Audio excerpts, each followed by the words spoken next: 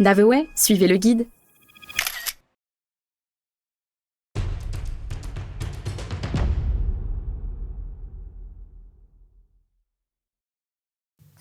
Toulouse-Lautrec.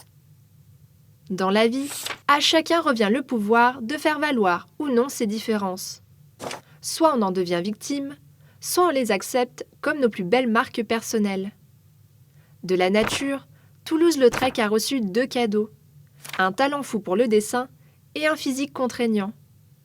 Si l'un paraît plus empoisonné que l'autre, tous deux ont permis à cet homme d'avoir l'art de ne pas passer inaperçu. Mais alors, qui était justement ce petit artiste aux grandes ambitions ? Henri de Toulouse-Lautrec, né à Albi le 24 novembre 1864, dans une famille descendante des comtes de Toulouse et de parents cousins germains. Davantage porté par une question de préservation de patrimoine et de trésorerie plutôt que par un véritable amour, le couple se sépare alors que notre cher Henri a tout juste 1 an.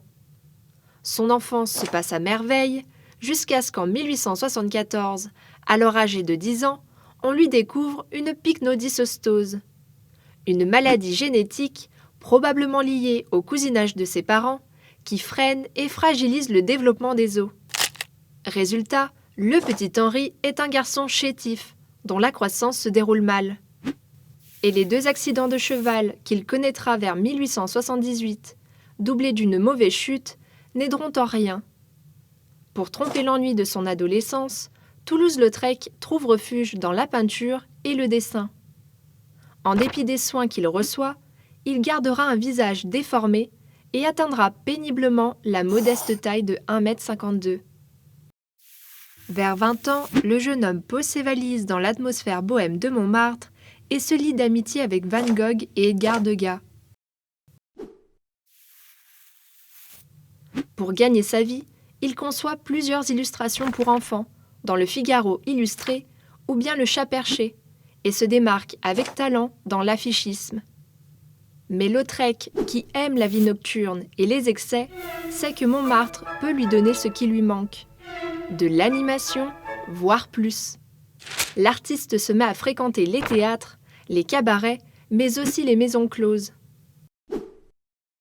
En raison de son physique difficile, il ne s'autorise à fréquenter que des prostituées. Une manière pour lui de ne pas être jugé, comme lui ne juge pas ces femmes réputées de mauvaise vie. Bien que la folie des nuits parisiennes divertisse et comble Toulouse-Lautrec, elles vont aussi le condamner. Derrière le dessinateur se cache un alcoolique endurci par des mélanges quotidiens d'absinthe et de cognac, et un malade de la syphilis. En 1901, l'artiste est victime d'un accident vasculaire et d'une hémorragie cérébrale qui le laisse paralysé. Le rideau tombe le 9 septembre de la même année, lorsqu'il meurt au château de Malromé à seulement 37 ans. Largement incompris de son vivant, en raison d'un mode de vie dépravé et des thématiques artistiques trop osées, Toulouse-Lautrec avait de quoi répondre. Il disait « Quand on se fout de quelque chose, c'est qu'on ne s'en fout pas ». Voilà les mots d'un artiste moderne qui en moins de 15 ans a marqué son siècle. Mais aussi les mots d'un homme talentueux qui a prouvé qu'être différent n'est pas un signe d'échec, mais une façon de sortir son épingle du jeu. Venez découvrir la maison natale de ce cher Toulouse-Lautrec dans notre visite à Albi.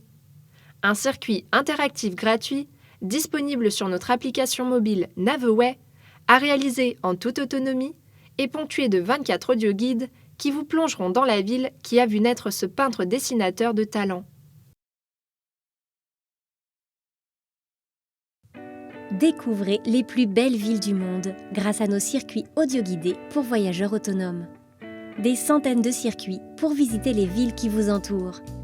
Un guidage GPS interactif à travers les plus belles rues, les plus belles places et les meilleurs quartiers. Des audioguides immersifs avec des commentaires historiques, des anecdotes et quelques mystères. Téléchargez sans tarder l'application mobile Navaway et retrouvez tous nos circuits sur navaway.fr. Abonnez-vous!